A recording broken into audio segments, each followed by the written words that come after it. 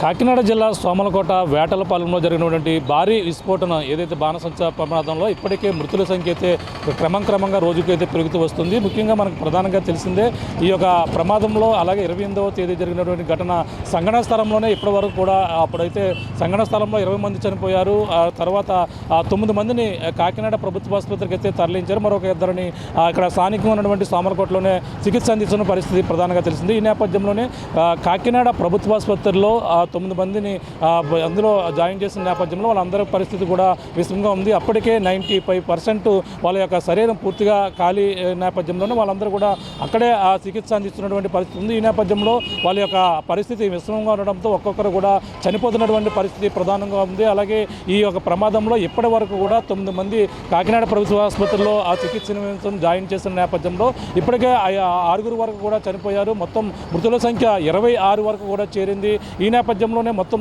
దీనికి సంబంధించినటువంటి ప్రక్రియ కుటుంబ సభ్యులు వాళ్ళకి సంబంధించిన ఏదైతే మృతదేహాలను అయితే ఇప్పటికే అప్పగిస్తున్నటువంటి పరిస్థితి ఉంది. 26 మృతదేహాలకు ప్రధానంగా ఈ పోస్ట్ మార్టంకి అయితే 20 వాటికి కూడా పూర్తి చేసి వాళ్ళకు బంధువులు కూడా అప్పగించిన పరిస్థితి ఉంది.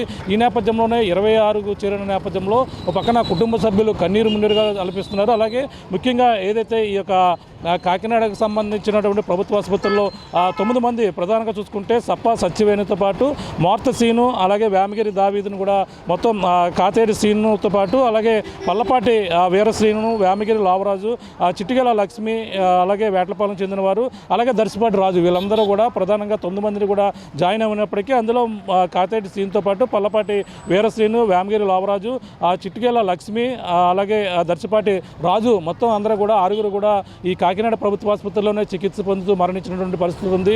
ఈ నేపథ్యంలోనే ఈ ఘటనపై ఏదైతే వేటలపాలెం జరిగినటువంటి భారీ విస్ఫోటన ఘటనపై ఒక పక్కన అధికారులు కేసు నమోదు చేసి అలాగే ఎవరైతే ఆ యొక్క యజమాని ఎవరైతే అడబాల అర్జున్తో పాటు అడబాల వీరబాబును కూడా అరెస్ట్ చేసి అదుపులో తీసుకుని ప్రస్తుతం వాళ్ళైతే విచారణ ఇస్తున్నటువంటి పరిస్థితి పక్కన ప్రధానంగా తెలిసింది. ఈ నేపథ్యంలోనే దీనిపై కమిటీ కూడా ఏర్పాటు చేశారు అధికారులు. ఈ కమిటీలో మనకు ప్రధానంగా చూసుకుంటే ఈ ఫైర్కి సంబంధించిన కమిటీలో అలాగే మున్సిపల్ శాఖ కార్యదర్శిగా ఎస్ సురేష్ కుమార్తో పాటు అలాగే ఏగల్ టీం ఎవరైతే ఉన్నారో అధినేత ఆర్కే రవికృష్ణ నేతృత్వంలో విచారణ చేపట్టాలంటూ కూడా అధికారులు అయితే ఇప్పటికే ఇప్పుడు ఆదేశాలు అయితే జారీ చేసి ఒక చిట్ని కూడా ఏర్పాటు చేశారు.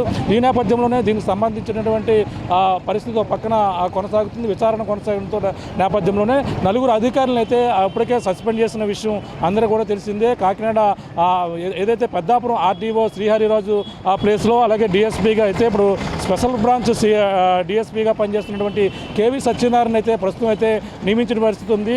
మరొక ఎవరైతే పెద్దాపురం ఆర్డీఓ ప్లేస్లో అయితే మరొక ఇన్ఛార్జ్ ఆర్డీఓగా అలాగే ట్రైనీ కలెక్టర్ ఎవరైతే ఉన్నారో మనీషాని అయితే ప్రభుత్వం ప్రస్తుతం నియమించినటువంటి పరిస్థితి ఉంది. మరొక సంబంధించినటువంటి ఉత్తర్వులు అయితే రావాలి. 4 ప్రధానంగా ఆర్డీఓతో పాటు డిఎస్పీ మరొక ఏదైతే లేబర్ ఆఫీసర్తో పాటు మరొక అయితే దీంట్లో సస్పెండ్ చేసిన విషయం అందరూ కూడా తెలిసిందే.